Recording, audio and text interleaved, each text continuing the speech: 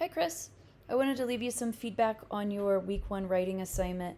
First off, your formatting looks good. Looks very professional, very clear. Your heading and your header looks great. You got a little bit of extra spacing between your date and the title. Remember, you really don't need this. In MLA, everything's already double spaced. So once you put in your date, if you just hit return once, you can put in your title and then begin typing. Small thing. As a whole, I think that you have down what Orwell is doing. I also think that you have some good ideas in this submission, which suggests to me that should you want to write about Orwell for Essay 1, I think that you could do a good job working with it. There's just a few things here and there that I want to talk to you about. First off, in MLA, short story titles are in quotation marks, not italics. So this is how you remember it. Longer works like books, the title of magazines like Rolling Stone, GQ, the titles of newspapers like the New York Times, those are always italicized. So longer works are always italicized. Shorter works like chapters in books, short stories, or articles in magazines and newspapers, so an article in GQ or an article in Rolling Stone, are always in quotation marks. So you actually want those in quotation marks. You have a really good statement of the argument right here. Right on. I mean, you got it. However, when you are summarizing, you want to try to avoid the use of direct quotations. Instead, your job is to capture the main idea in your own words. Quotation marks should be saved not quotation marks. Direct quotations should be saved for your body paragraphs when you're bringing in evidence to support your key ideas. So you want to do your best to avoid direct quotations in summary.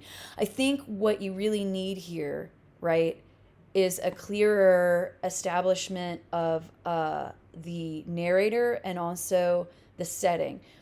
So know that it's key that the reader knows that a prison guard is telling a story.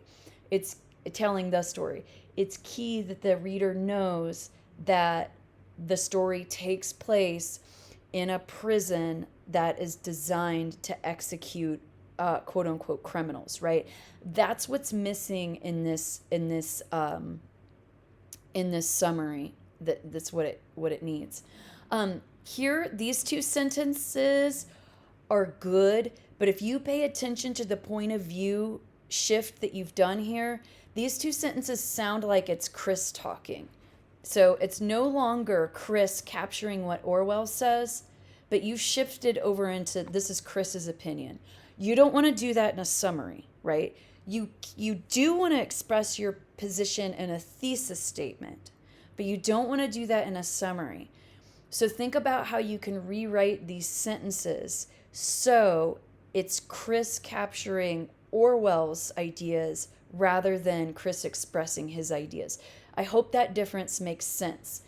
Here and here, you're letting Orwell be the topic, right? But here and here, it's like, this is Chris's opinion. So what you want to think about is how can you get the story, how can you get the author into these two sentences? I like what you're doing here, but you cut yourself off too soon. So you say Orwell's purpose is to bring attention to capital punishment.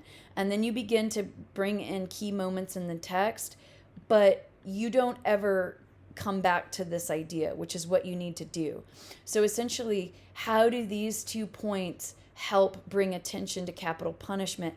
And more specifically, what do you mean by bring attention? So what does the reader need to know about capital punishment in Orwell's mind, right? So you've set it up here.